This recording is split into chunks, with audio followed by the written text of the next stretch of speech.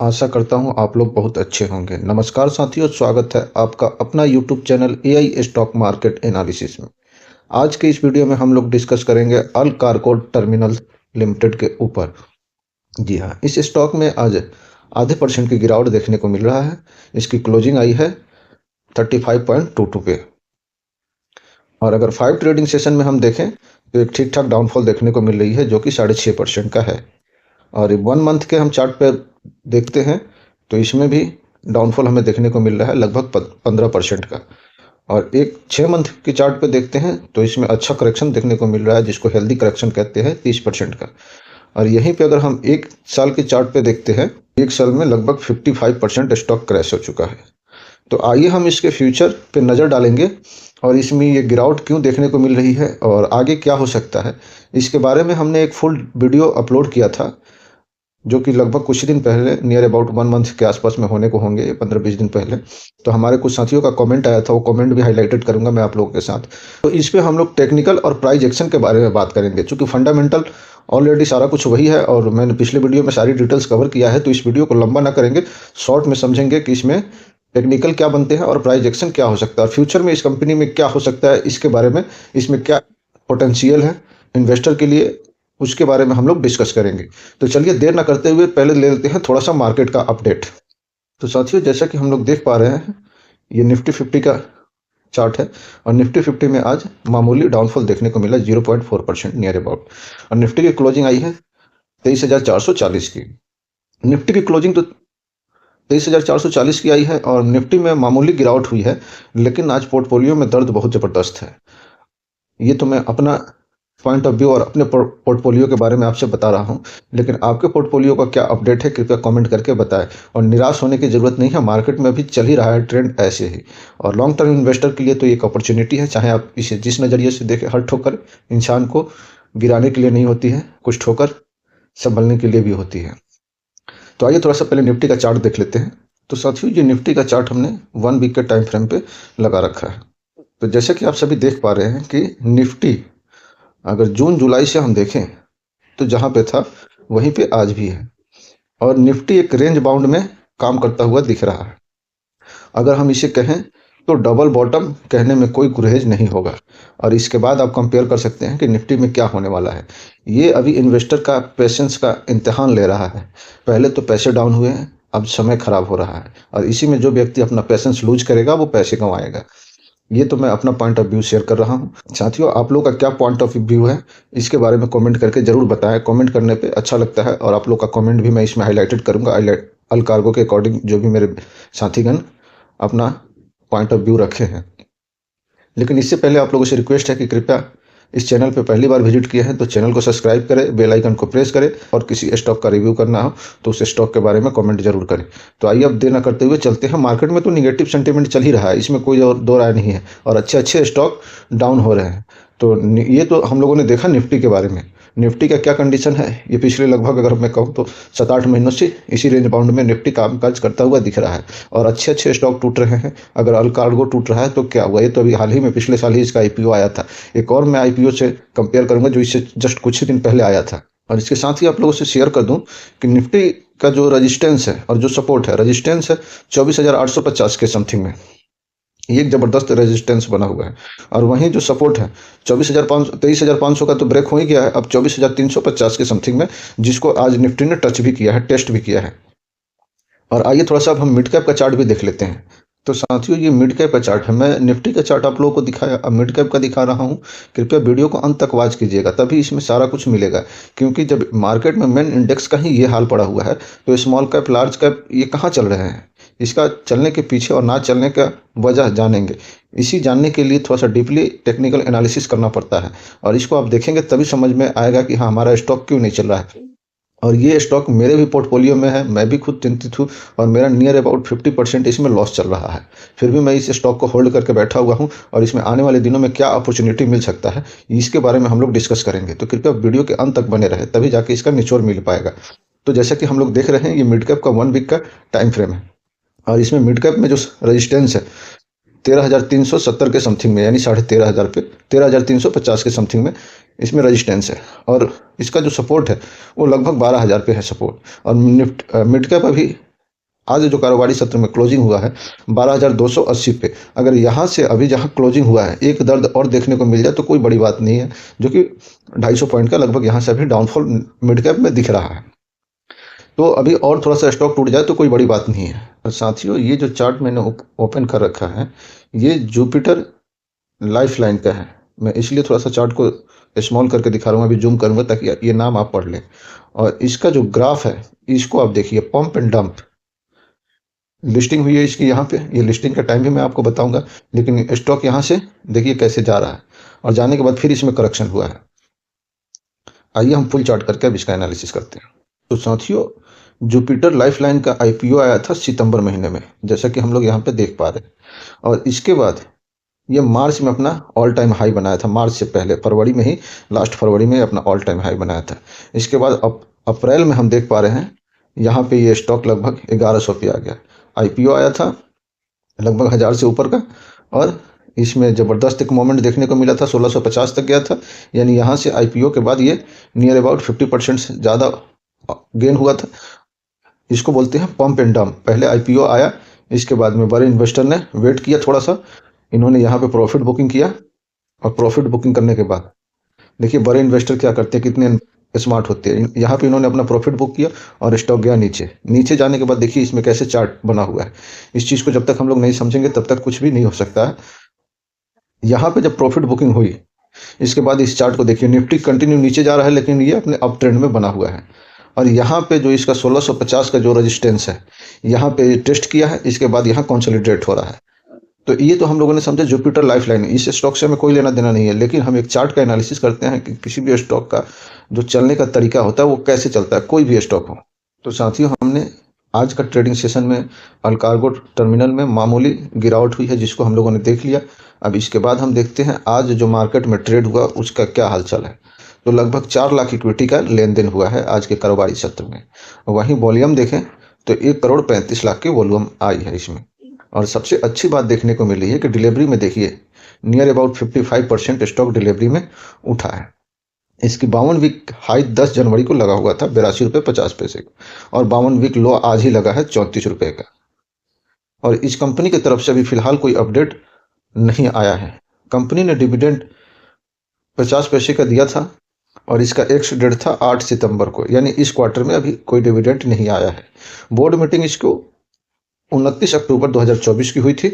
उसके बाद से कंपनी का भी फिलहाल कोई अपडेट नहीं है। शेयर होल्डिंग पैटर्न अपडेट हो गया है कंपनी का, इसके बारे में भी हम लोग डिस्कस करेंगे। अगर मैं चाहता तो आप लोगों का 5 साल का भी पी रेशियो उठा के दिखा देता, लेकिन कंपनी की आईपीओ अभी लगभग 1 साल पहले ही आया है और इसका जो मीडियम पी है 25.2 का है और एक करंट ट्रेड कर रहा है लगभग 19 के आसपास में।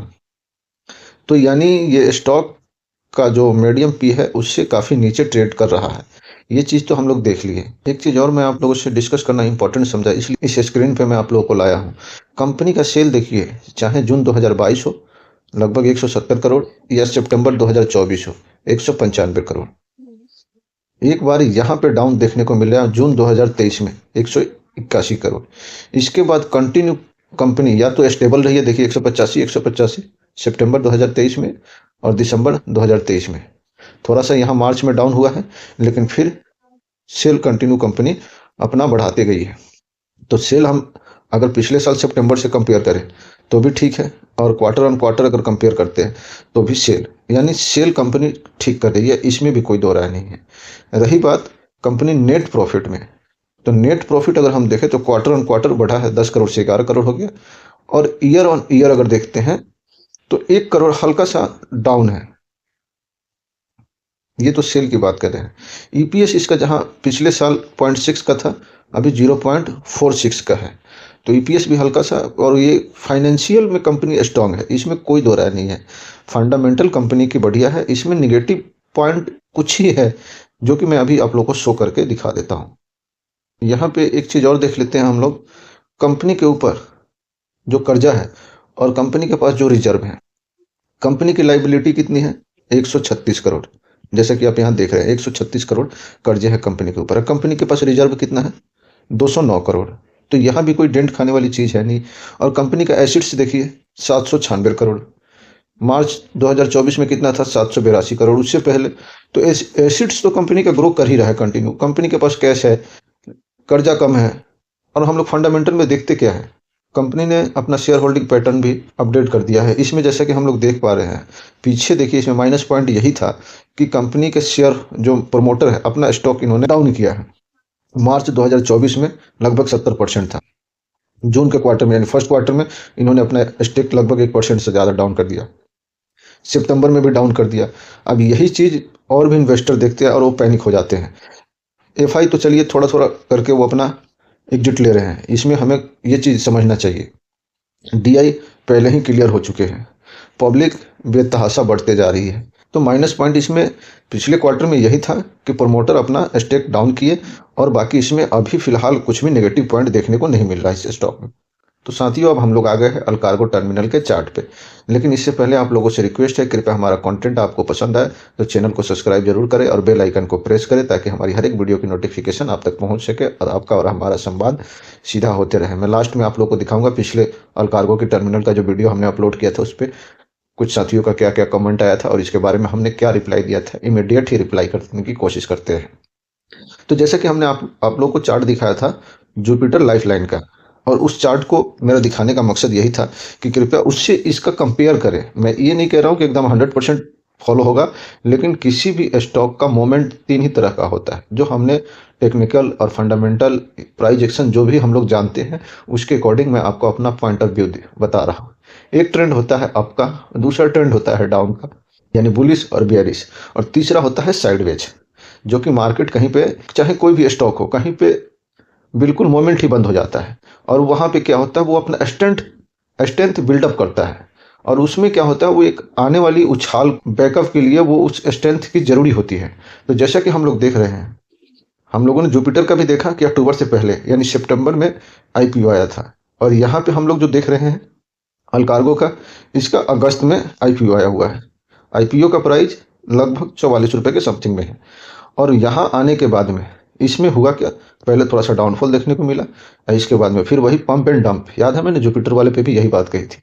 यहाँ पे क्या हुआ, बड़े इन्वेस्टर ने अपना प्रॉफिट बुक किया, उसके बाद में यहाँ से ये स्टॉक कंटिन्यू नीचे यहाँ पे थोड़ा सा सर्वाइव करने की कोशिश किया है। ये जुलाई की बात है। इसके बाद जब मार्केट की सेंटीमेंट, आप ध्यान रखिए, आप अपने स्टॉक को भी उठा के देखिए, अपने पोर्टफोलियो को देखिए। मेरे पास भी पोर्टफोलियो मैं देख रहा हूँ, जो कंडीशन जुलाई में थी पोर्टफोलियो का, वो अभी तक जुलाई में, जबकि निफ्टी 26,000 को टच नहीं किया था, 25,200 पे ही जो पोर्टफोलियो का कंडीशन था, आज तो पोर्टफोलियो माइनस में चल रहे हैं, प्लस की तो बात ही छोड़ दीजिए।